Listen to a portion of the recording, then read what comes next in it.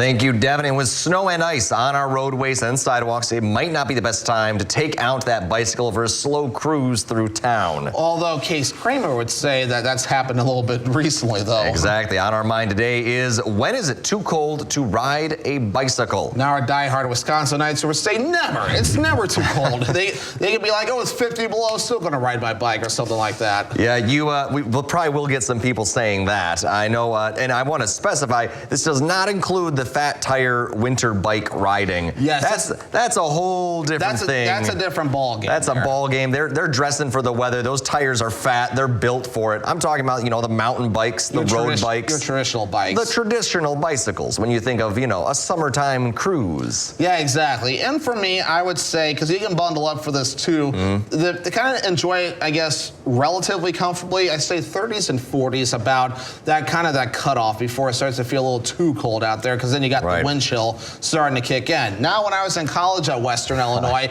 my freshman year was a really cold year, and I'm sure that was cold up here as well, but we had a lot of snow, we had the cold, so I basically had, for my commute to class, it was like be out in the cold for a long time or just get on the bike and fight the wind chill. So that was my first exposure to winter biking, and there were a few times I slid and maybe fell a few times too, but either way though, made it to class, and so that was the only time I kind of did a lot of winter biking. I think we've all kind of done that in college. I did the same thing. I had to buy a bicycle because I think my sophomore year at college, because I had to get from, and I had always mountain biked around the Northwoods. I mean, you just end up doing it, but I had to get from class, and it was about 1.5 miles in Minneapolis, because the campus was massive. We had 48,000 students, and I had to get from one end to the other, and it was a hair over 1 mile, and I couldn't walk it in 15 minutes. Ugh. So I had to buy a bicycle, and the classes were in winter, so I was going through January, and I bundled my face up, I had put sunglasses on, and it was at night too. I've done that too. Because when you drive in the very cold temperatures with the night,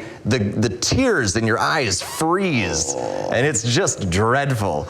And thankfully I only had to do it that one semester. The only times my eyes really only hurt was actually up here when we had temperatures hitting that 30 below range, and of course not counting the wind either. That was the only time I think I wore some eye protection too up here because of that cold weather. Wasn't cold enough in Illinois then, Devin? Yeah, well, I mean, we had wind chills of 20 below. So when I moved up here, I told people, I'm like, we've had snow, we've had cold. So I mean, so it's not like I wasn't exposed to it, but not to the severity or extremes that we get up here in Wisconsin. At least when winter decides to cooperate, and I'm looking at you snowmobilers too. I get you. I'm listening to you.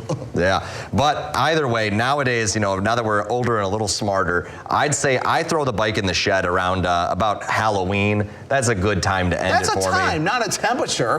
Well, yeah, but it's on average getting colder then. So I don't know what the average temperature is around Halloween. Maybe you do. Offhand, I don't. I would have to check I would have to check the stat book, but offhand, I don't have that number. But my trusty morning weatherman, come on. I mean, this noggin has some stats in it too, but as far as looking back to Halloween which was months ago now, I would have to check the stats book again. Fair enough, Devin. But we got more coming up this morning as we take another look down south to New Orleans as they enjoy some rare snowfall. But first, Howard is in a Mr. Food test kitchen with a recipe for buffalo cauliflower. Ooh.